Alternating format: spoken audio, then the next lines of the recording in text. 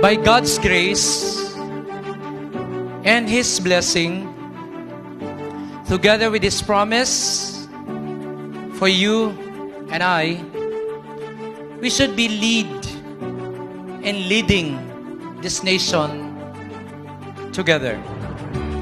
I am Dr. Bobby Misa Brimon, your World Council Chairman, officially opening the first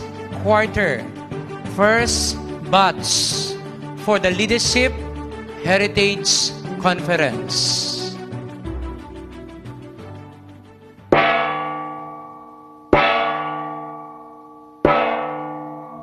Congratulations in advance, everyone.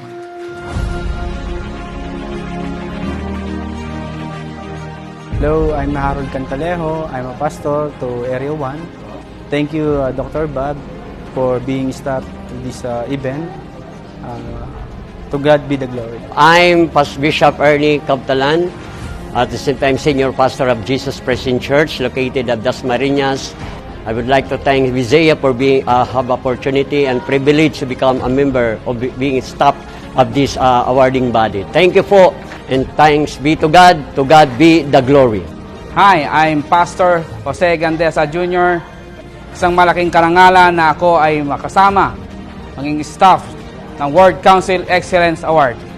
To God be the glory! Hi, I am Chaplain George Sunyo, and I'm glad to be a part of this Wisaya. Salamat sa aming pinuno na si Doc Bobby Brimon. So see, God is a very perfect God. Kaya kailangan nyo lang, you should know the mystery of your body. Okay? Kaya ang solusyon, suportahan natin ang nutrition for best way to great health. Kasi pwede tayong makipagsabayan sa kanila. Yun ang ibig sabihin ng world class ka. Hindi yung world class ka kasi marunong ka na doon sa kanilang mga pananaw at sariling kultura. Pero I represented the Philippines through the Girl Scout Council.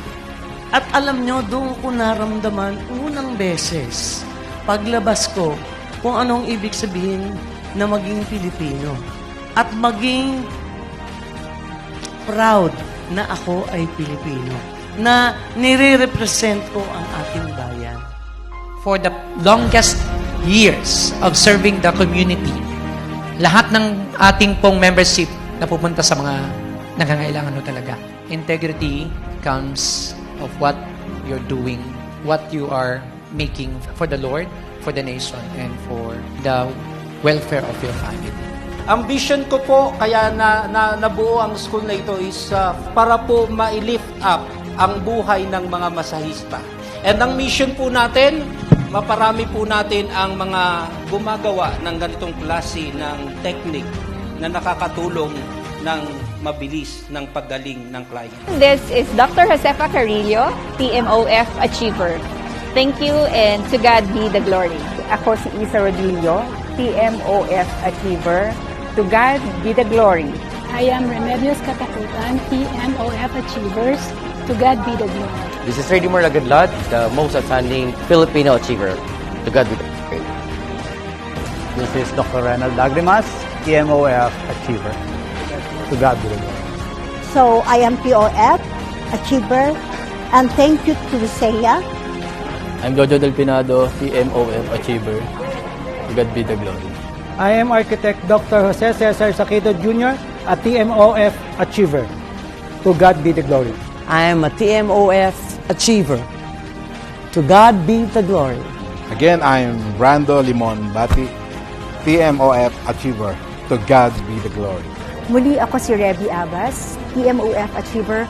To God be the glory. I'm Lilian Mercado, TMOF Achiever. To God be the glory.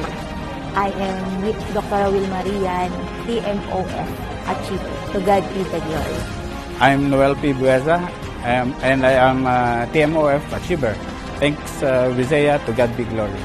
Hello everyone, I'm Darlene John. I am Doctor of Education. Thank you so much for top of the most Filipino achievers in 2024. To God be the glory. As Jacqueline Elliott said, you don't hire for skills. You hire for attitude. you can always teach skills. Kaya kayo ginagawaran dahil po sa inyong attitude, character, recommendation by the World Council members. We have a lot of award-giving bodies in the Philippines.